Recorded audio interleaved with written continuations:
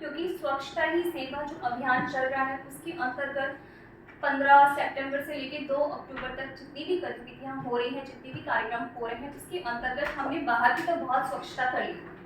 अब जरूरत है कि हम अपने शरीर के लिए भी थोड़ा सा ध्यान दें, हम आंतरिक स्वच्छता के बारे में भी थोड़ा सोचें।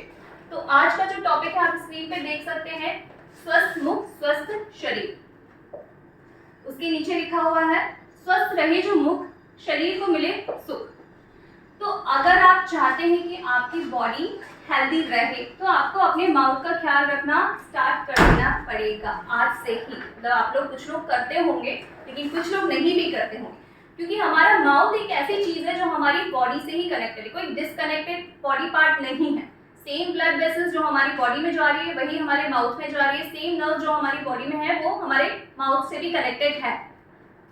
तो हम जितना ध्यान अपने बॉडी के लिए रख रहे हैं सेम हमें उतना माउथ के लिए भी रखना पड़ेगा। नेक्स्ट सेम चीज जो मैंने आपको एक्सप्लेन की, इसमें लिखी हुई है कि हमें माउथ का उतना ही ध्यान रखना है जितना हमें अपनी बॉडी का रखना है। इससे हम किन चीजों से बच सकते हैं? ओरल हाइजीन का मतलब यही होता है कि हम जो होने वाली फर्दर डिसीज है, माउथ के अंदर जो होने वाली प्रॉब्लम है, जैसे कि डेंटल प्लाक है, डेंटल कैरीज है, मैं आगे आपको बाकी चीजें भी एक्सप्लेन करूंगी, जो होने वाली बहुत सारी प्रॉब्लम है उन सबसे बच सकते हैं। सिर्फ एक चीज का ध्यान रखें, ओरल हाइजीन। तो ओरल हाइजीन की हमें क्यों जरूरत है? सबसे पहले छोटी सी चीज, हम सब बहुत सेविंग करके इतनी मेहनत करते हैं, पैसा इकट्ठा करते हैं एंड सोचते हैं कि जब हम ओल्ड एज में पहुंचेंगे हम घर में पैसा लगाएंगे, फैमिली को के लिए हो जाएगा। बट आजकल मेडिकल ट्रीटमेंट कितना महंगा हो गया। कोई आइडिया आप लोगों को कि एक बत्ती सी लगाने का खर्चा कितना होता है? अगर हम फिक्स डेंचर पे आते हैं, बत्ती सी लगवाते हैं, तो कम से कम मिनिमम वाला जो कॉस्ट है 4 से 5 लाख आता है, जितने में हमारा घर का एक फ्लोर बनके तैयार हो सकता है। तो अगर हम पैसा इकट्ठा कर रहे हैं अपने लिए तो हम उसको फालतू इन सब चीजों में वेस्ट करने के लिए नहीं है ना। तो अगर हम आज से दांत का ख्याल रखते हैं, अपने मुंह का ख्याल रखते हैं, तो हम महंगे डेंटल ट्रीटमेंट से भी बच सकते हैं और उसके साथ साथ दांतों का होने वाला दर्द जो बहुत ही असहनीय होता है, दर्द कहीं का भी हो फिर भी सहन कर सकते हैं, लेकिन एक बार दांत में स्टार्ट होता है तो हमें जाना ही पड़ता है डेंटल के पास, मतलब डॉक्टर के पास। ऐसा नहीं है कि हम उसको बेयर कर लें, सहन कर लें, नहीं होता। तो इसीलिए हमें बहुत जरूरी है ओरल हाइजीन मेंटेन करना। चलिए हम इसके आगे बढ़ते हैं, उसके पहले मैं ना कुछ रैपिड क्वेश्चन पूछती हूँ। आप लोगों को अगर यस है तो हाथ उठाना, ठीक है? सोचना नहीं है, अगर यस है तो सीधे हाथ उठाना। किस किस के दांतों में कभी भी दांतों में कीड़ा लगा है?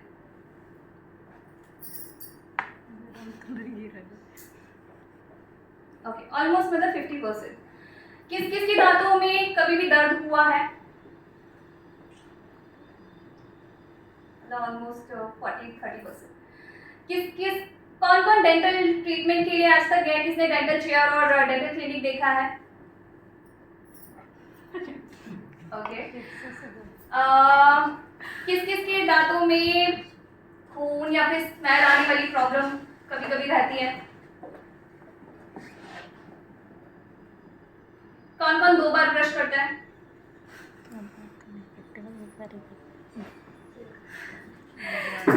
ठीक है, तो हम छोटी छोटी चीज से पता कर सकते हैं कि आप लोग कितना अपने दांतों को निगलेक्ट कर रहे हो, है ना?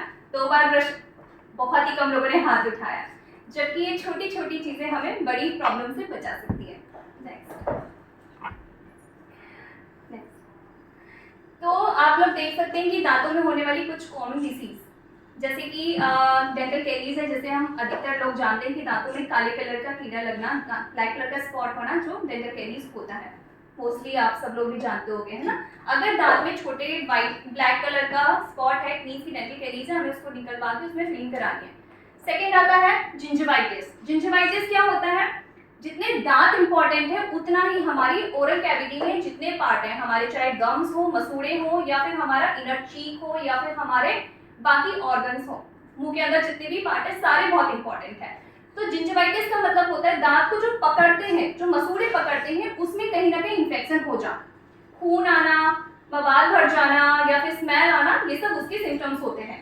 थर्ड है पेरियोडोंटाइटिस। हमारे दांत, एज नहीं हुई है हमारी, अभी हम 30 प्लस 35 प्लस में हैं, लेकिन स्टिल हमारे दांत हिलने लगते हैं। सूड़े जो है अपनी जड़ छोड़ते थे, मतलब दांत जितना हमें ऊपर दिख रहा है उससे डबल गुना नीचे है, वो मसूड़े उसको छोड़ देते हैं, वो अपनी जड़ छोड़ देते हैं और नीचे खिसक जाते हैं। तो वो जो होता है पेरियोडोंटाइटिस, अगर ये बीमारी होती है तो दांत को बचाना बहुत मुश्किल होता है। बाकी बीमारियों में तो हम फिर भी रूट कैनाल कर सकते हैं, दांतों के फर्दर ट्रीटमेंट होते हैं, सब कर सकते हैं, लेकिन अगर ये होते एक बार दांत हिलना स्टार्ट हो गया तो उसको बचाना बहुत मुश्किल है, उसको सिर्फ निकलवाना पड़ता है। उसके बाद हम आते हैं हेलिटोसिस, बैड बी, हमारे मुंह के अंदर जो बदबू आना उसकी वजह से। तो अगर हम ये बाकी जो डिसीजेस हैं इनको हम कंट्रोल करते हैं तो हम बाकी लास्ट वाली चीज से हम बच सकते हैं। और भी बहुत सारी चीजें हैं जैसे कि ओरल अल्सर जो बहुत कॉमन हो गया है, मुंह में छाले तो मोस्टली आजकल लोगों के मुंह में बन ही रहते हैं। कितने सारे लोग मिलते हैं कि मुंह में छाले हैं जो बहुत टाइम से जा रहे हैं, और होता क्या है कुछ लोगों को कंटिन्यू होते रहते हैं, हम निगलेक्ट करते हैं। मुंह में छाले होने की मुख्य वजह क्या है आप लोगों को पता है? डाइजेशन और पानी की कमी। ओके, ठीक है। तो आप लोगों ने जैसे बताया ये बहुत कॉन्स्टिपेशन सबसे मेन रीजन है, हमारा पेट अच्छे से साफ नहीं होना। और वो क्यों नहीं होता है? कई बार हमारे मुंह में होने वाले बैक्टीरिया, वायरस और हमारे बैड ओरल हाइजीन, क्योंकि हम जैसा खाते हैं हमारा मुंह जैसा रहता है, सेम सलाइवा के साथ मिक्स होके कहाँ जाता है? हमारे डाइजेस्टिव सिस्टम, हमारे पेट में, हमारे स्टमक में जाता है, और वो कहीं ना कहीं हमारे खाने को, हमारा जो खाना पचना चाहिए, जितने एंजाइम्स, गुड एंजाइम्स होते हैं जो हमारे खाना पचाने में सहायक होते हैं, उसको डिस्टर्ब कर देता है। मुंह के अंदर का जो पीएच बैलेंस होता है उसको बिगाड़ देता है। तो यह सब चीजें छोटी छोटी चीजें हैं जो हमें बीमारियों से बचा सकती हैं। तो ओरल अल्सर अगर हो रहा है और अगर कंटिन्यू हो रहा है तो हमें उसको बहुत ध्यान रखने की जरूरत है, क्योंकि कई बार वो ओरल कैंसर में भी चेंज हो जाते हैं अगर नॉन हीलिंग अल्सर है तो। ठीक है, तो मैं आगे और भी आपको चीजें एक्सप्लेन करूंगी, और भी जो प्रॉब्लम होती है उसको हम कैसे बच सकते हैं वो भी मैं आपको बताऊंगी। Next slide. आप ये देख सकते हैं जैसे फर्स्ट स्लाइड है जो मैंने आपको बताया जिंजिवाइटिस, कि हमारे जो गम्स के चारों तरफ है थोड़ा थोड़ा उसमें स्वेलिंग हो जाता है।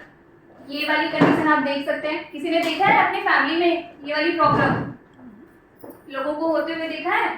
मम्मी पापा को या फैमिली में किसी और को? नहीं? तो ये कंडीशन बहुत कॉमन है, और रूरल एरिया में तो बहुत ज़्यादा है, क्योंकि वो खाते, उनकी जो हैबिट है वो बहुत खराब है, वो तंबाकू खाना, गुटखा खाना और भी बहुत सारी जो चीज़ें होती हैं वो बहुत खाते हैं। जैसे कि मैं एग्जांपल देती हूँ, मैं गुजरात में थी, पोरबंदर आप सब गए होंगे, वहाँ पे ना फाकी जैसे खाने की आदत है लोगों को, मुंह में ना कुछ डाले रहते हैं, तंबाकू फॉर्म ऑफ रहता है वो। तो क्लिनिक पे एक पेशेंट आई, उसका मुंह नहीं खुल रहा था, पूरा मुंह बंद है, एंड सामने दांत में एक होल था, एंड ऐसे कैसे हो सकते, खाना कैसे खाती हो तो, ये होल कैसे हुआ? तो उसने बोला मैं खाना नहीं खा पाती, 6 महीने से मेरा मुंह बिल्कुल बंद है, लिक्विड डाइट पे हूँ, जितना किनारे से साइड से चला जाता है खा लेती, बट ये होल इसलिए हुआ ताकि मैं फाकी और खा सकूँ। तो मतलब उसको बिल्कुल पतली सूख के काटा हो गई, खाना नहीं खा पा रही है, मुंह बंद है, क्यों? क्योंकि एक और चीज, और एक नट, सुपारी जैसे हम कहते हैं, हमारे मुंह के लिए बहुत नुकसान करती है। हम जिसे आजकल यूं ही मुंह में डाले रखते हैं, लेकिन वो हमारे जो इनर चीक्स हैं उसको कहीं ना कहीं जो उसकी इलास्टिसिटी होती है उसको कम कर देती है और हार्ड बैंग बना देती है, और धीरे धीरे हमारा मुंह खुलना बंद होने लगता है। जैसे हमारी मुंह की जो मोस्टली ओपनिंग होती है 4 फिंगर ओपनिंग होती है, धीरे धीरे 3 फिंगर हो जाती है, फिर 2 फिंगर, 1 फिंगर ऐसे होने, और उसका कोई ट्रीटमेंट नहीं है। लाइफ टाइम इंजेक्शंस लगवाने के अलावा कोई ट्रीटमेंट नहीं है उस चीज का, सिर्फ एक हैबिट की वजह से। तो ये छोटी छोटी चीजें हमें बड़ी प्रॉब्लम से बचा सकती हैं। आगे बढ़िए। अब हम आते हैं कि हम किस तरह से अपने दांतों का ख्याल रख सकते हैं। तो सबसे इम्पोर्टेंट ब्रश, जो आप सब सुबह शाम करते हैं, जैसे कि आप लोगों ने बहुत कम लोग 2 टाइम करते हैं, 1 टाइम ही करते हैं। उसके बाद मैं आपको आगे बताऊंगी कि हमें प्रॉपर ब्रशिंग टेक्निक कैसी होती है और कितनी देर हमारे लिए काफ़ी है। उसके बाद फ्लॉस, जो हम मोस्टली नहीं जानते हैं, दांतों की बीच की जगह को किस तरह से क्लीन करते हैं, आगे हम बताएंगे proper diet, other interdental cleaning की हम ब्रश के अलावा भी हम क्या क्या यूज़ कर सकते हैं दांतों की सफाई में। जो अगर मैं फीमेल की नहीं बात करूँ, मेल्स की बात करूँ, तो टूथपिक मोस्टली यूज़ कर लेते हैं आप लोग, है ना, खाना के बाद तो उठा ही लेते हैं, या फिर लेडीज का सेफ्टी पिन, करते हैं, आदत होती है ये, मतलब मजाक मस्ती नहीं, ये आदत है, बहुत सीरियस हैबिट होती है लोगों की। या जो पिन होते हैं बॉल या वैसे लगाने वाले मुंह में डला रहता है या पॉकेट में रखते ही है, क्योंकि दांतों के बीच में खाना फंस जाता है। तो हमें क्या क्या चीजें और यूज कर सकते हैं, माउथ वॉशेस यूज कर सकते हैं, रेगुलर डेंटल चेकअप। नेक्स्ट, तो अब हम आते हैं ब्रशिंग पे कि हमें कैसा ब्रश यूज करना चाहिए। लोगों का जो मेंटलिटी है वो कैसी है कि ब्रश लो, दांतों को घिसो, जितना हार्ड घिसोगे उतना दांत साफ होंगे। 10 मिनट तो कम से कम हमें ब्रश करना है। हम जो लोग सोचते हैं, अगर मैं डेंटिस्ट नहीं होती तो शायद मैं भी यही सोचती कि मुझे कम से कम 10 से 15 मिनट दांतों को साफ करना है, वो भी तेज तेज ताकि मेरे दांतों का पूरा कचरा निकल जाए। लेकिन नहीं, आपकी दांतों की सफाई के लिए 2 मिनट काफी होते हैं। और हमेशा ध्यान रखना है कि आपको जो ब्रश है बहुत सॉफ्ट वाला, बिल्कुल भी हार्ड नहीं हो। आप हाथ पे अगर ऐसे ऐसे घिसके देखेंगे, अगर आपको लग रहा है कि नहीं मुझे फील हो रहा है, इट मीन्स कि वो ब्रश आपकी लायक नहीं है। एक्स्ट्रा सॉफ्ट ब्रश आपको मार्केट में मेडिकेटेड ब्रशेस आजकल अवेलेबल है, आप ज्यादा ब्रांड के पीछे मत भागिए, आप नॉर्मल ब्रश कोई भी जो बहुत सॉफ्ट हो आप उसको यूज करिए। और किस तरह से यूज करना है मैं आगे आपको बताऊंगी। आगे करिए।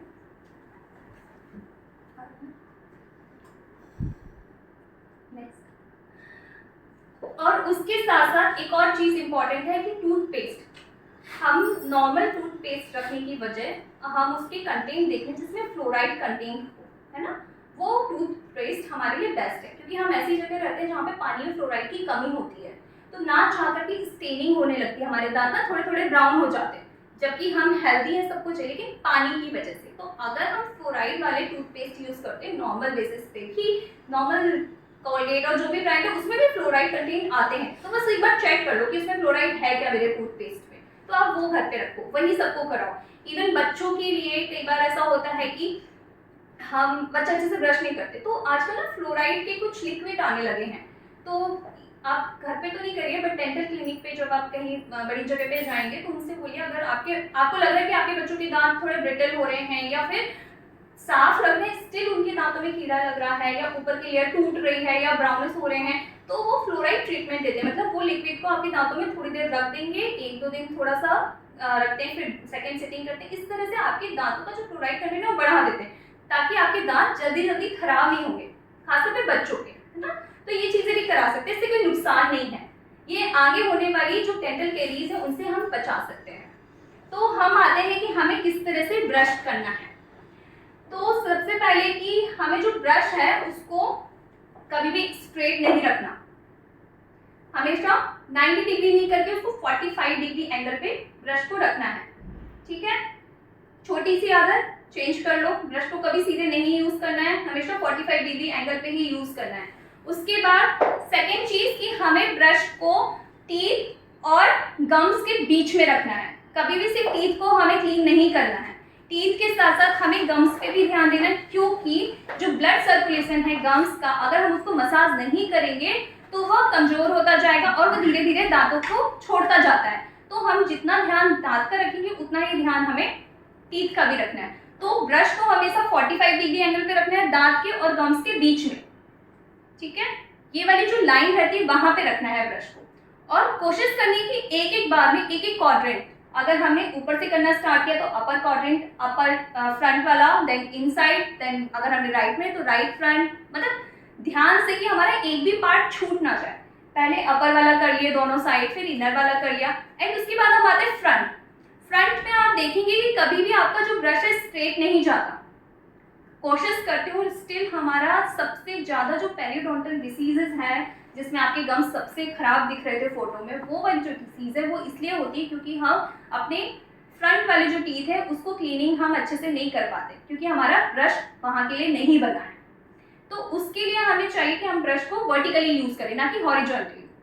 तो अगर हम वर्टिकली यूज करें और हमेशा अगर नीचे वाले दांतों को क्लीन कर रहे हैं तो नीचे से ऊपर मोशन जो होता है नीचे से ऊपर होना चाहिए, अगर हम ऊपर वाले दांत को कर रहे हैं तो ऊपर से नीचे, ताकि हम जो कचरा है उसको बाहर निकालें, ना कि हम गम्स में अंदर जो पॉकेट होती है उसके अंदर घुसा दें।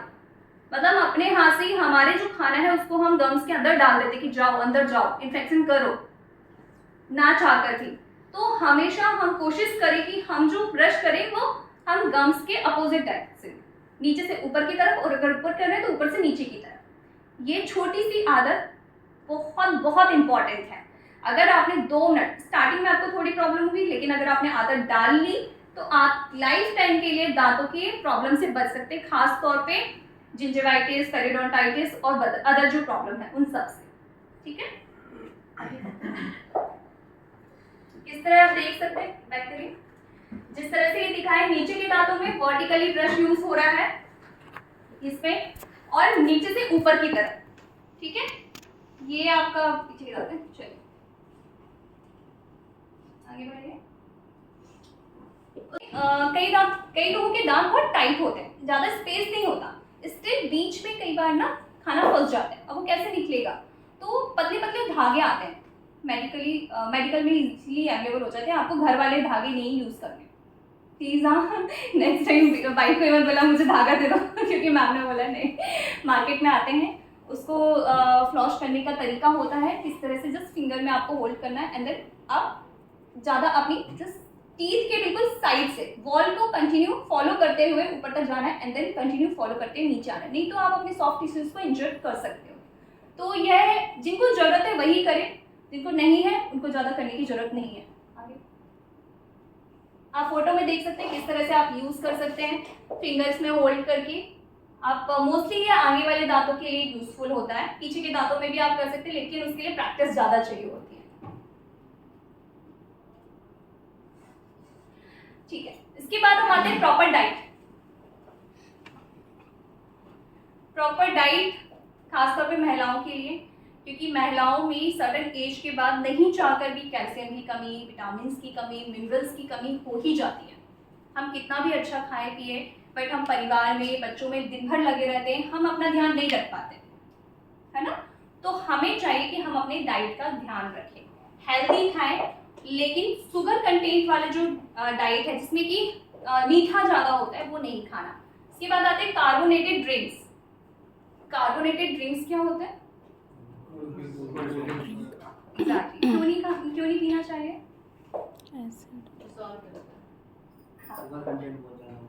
शुगर कंटेंट होता है, और कुछ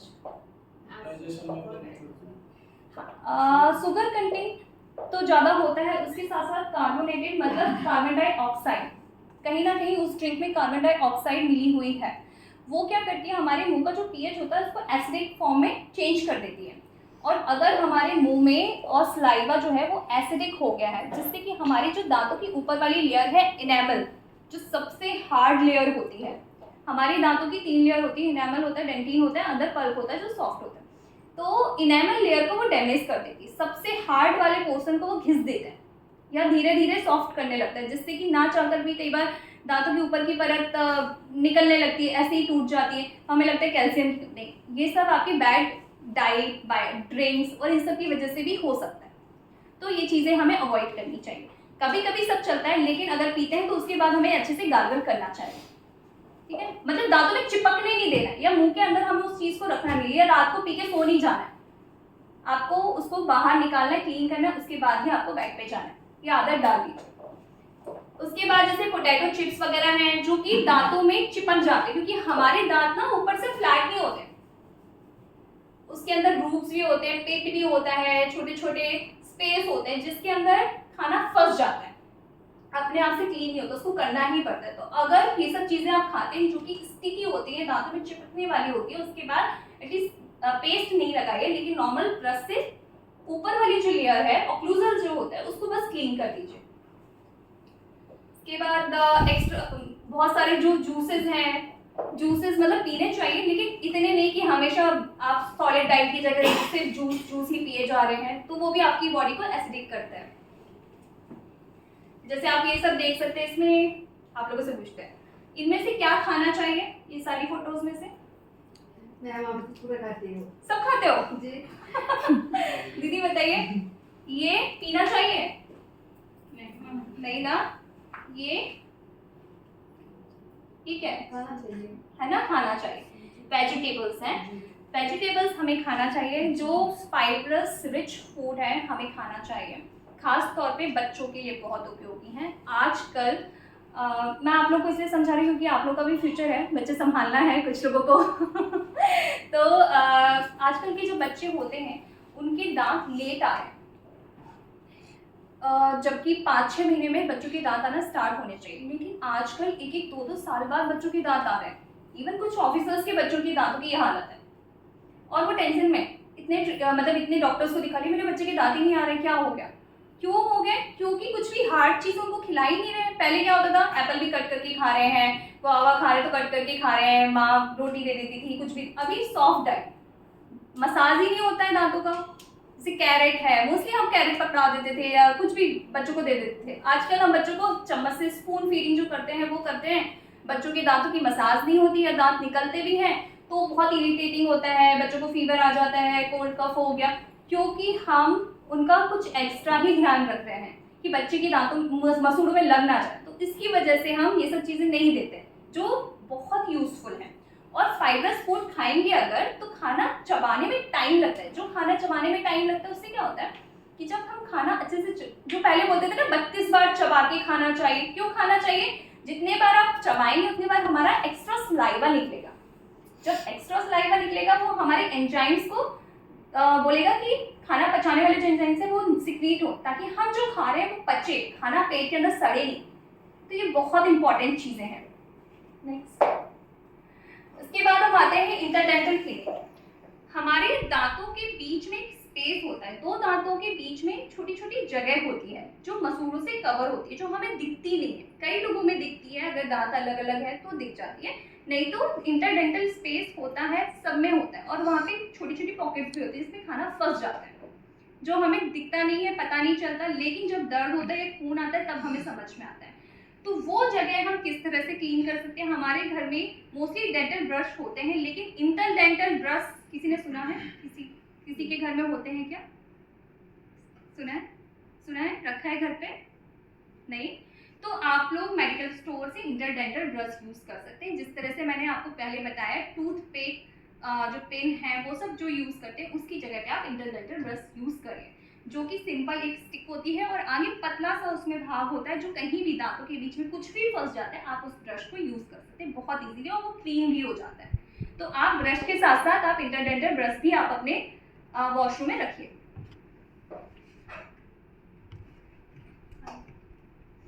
उसके बाद आते हैं हम कि मुंह को हम कुछ माउथ वॉशेस आजकल मार्केट में बहुत इजीली अवेलेबल हो जाते हैं, जिसे हम ब्रश करने के बाद, अगर आपको लग रहा है कि मेरे ज़्यादा ओरल हाइजीन को हमें ज़्यादा मेंटेन करने की ज़रूरत है, तो आप रिंस यूज़ कर सकते हैं, लेकिन ऐसे जिसमें कलर कोटिंग ना हो। आपको थोड़ा सा ध्यान रखना पड़ेगा। कई बार लोग बीटाडीन यूज़ करते हैं माउथ क्लीनिंग के लिए, या फिर रेगुलर बेसिस पे माउथ वॉश यूज़ करते हैं, लेकिन उसमें क्या होता है कि दांतों में स्टेनिंग होने लगती है ना? तो हमें ऐसे देखना है जिसमें कलर कोटिंग वगैरह ज़्यादा ना हो, सिंपल वाले हो तो चले। जैसे ये है, इसमें ज़्यादा कलर कोटिंग नहीं होती, दांतों में ज़्यादा स्टेनिंग नहीं होता, मतलब आप ज़्यादा ब्रांड और ज़्यादा रेड कलर, पिंक कलर, इन सब चीज़ों के पीछे ना भागे। सिंपल वाली चीज़ें जिसके इफेक्ट ज़्यादा है और साइड इफेक्ट नहीं है, आपको वो चीज़ें चूज करना है। मार्केट में आजकल बहुत सारी चीज़ें मिलती है, अट्रैक्ट करती है, लेकिन हमें चूज करना है कि कौन सी चीज़ हमारे लिए फायदेमंद है, जिससे हमें आगे और नुकसान ना हो। नहीं तो कई बार स्टेनिंग होने लगता है लोगों की, जैसे कि बैड हैबिट जो होती है सिगरेट एंड इन सब की वजह से भी दांतों के पीछे पूरा येलो हो जाता है सरफेस। जैसे कि मैं अगर अभी आपका किसी का चेक करूँ तो आप लोग मुझे नहीं बताएंगे कि किसी को कौन क्या खाता है, भाई मुझे समझ में आ जाएगा किसने क्या खाया, किसने क्या नहीं खाया, मैं सब समझ जाऊँगी। क्यों? क्योंकि दांत सब कुछ बता देते हैं। तो ये सब चीज़ें आप इन सब चीज़ से अवॉइड कर सकते हैं। उसके बाद हम आते हैं रेगुलर डेंटल चेक। हमें कम से कम साल में 2 बार डेंटिस्ट को दिखाना ही दिखाना है। 6 महीने में 1 बार डेंटल चेकअप कराना है, ताकि हमें पता चल जाए। बहुत अच्छी चीज़ है कि हमारे दांतों में कोई प्रॉब्लम नहीं हो। हेल्दी टीथ हर कोई चाहता है, हेल्दी ओरल कैविटी हर कोई चाहता है, लेकिन एक बार चेकअप कराने में कोई नुकसान नहीं है, ताकि हम फर्दर होने वाली जो प्रॉब्लम है उससे बच सकते हैं। ठीक है? तो अगर हम गुड ओरल हाइजीन मेंटेन करते हैं तो हम किन किन चीज़ से बच सकते हैं? मैंने सारी चीज़ें आपको बता दी हैं, आंसर करेंगे थोड़ा थोड़ा। अगर हम गुड ओरल हाइजीन मेंटेन करते हैं तो किस चीज़ से बच सकते हैं? जो यहाँ लिखा है उससे के अलावा भी बहुत सारी चीज़ें हैं।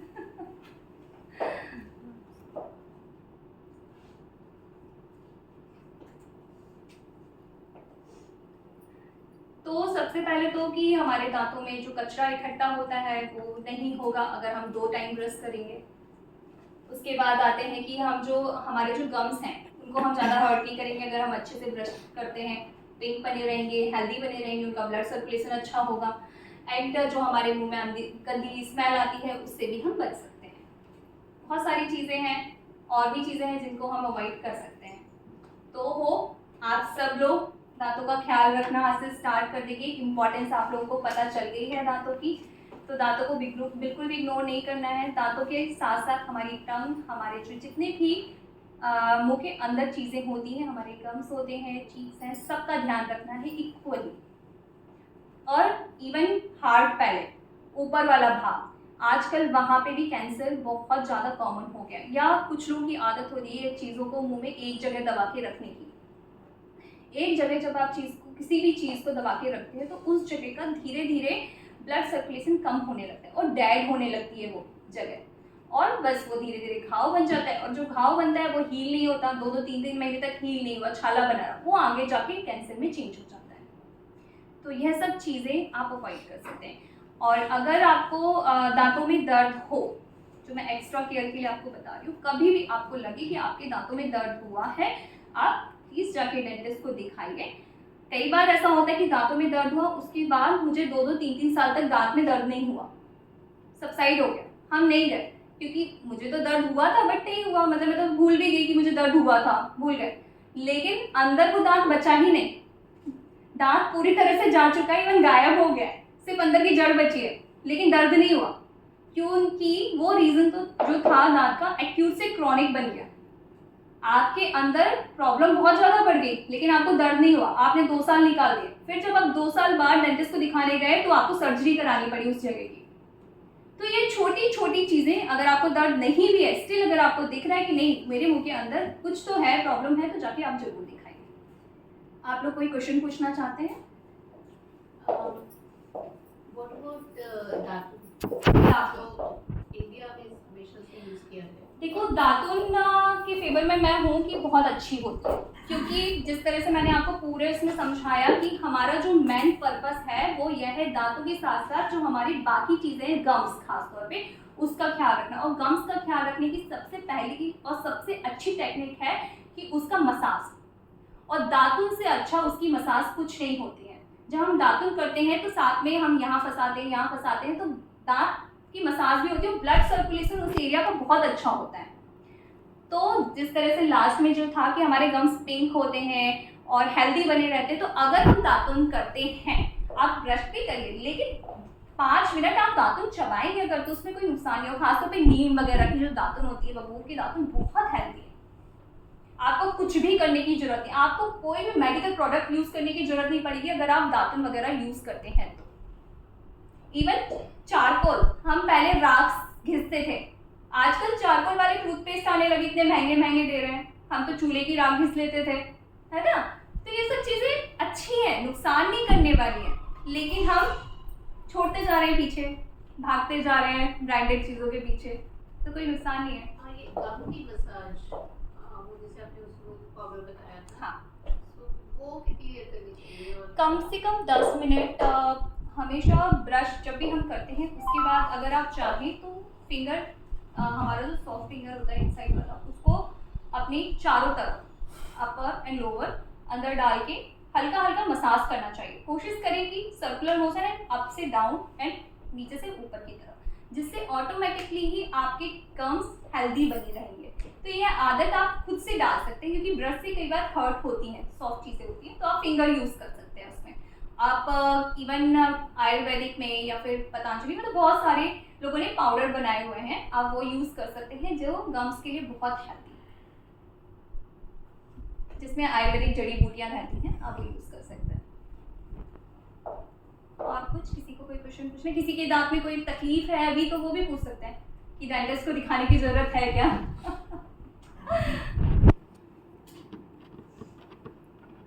ठीक है, तो सबको 2 बार ब्रश करना है, सुबह शाम, सोने के पहले, जब भी कुछ खाएं, इवन दिन भर भी कुछ खाएं तो एक बार मुंह का गार्गल जाके करना ही करना है।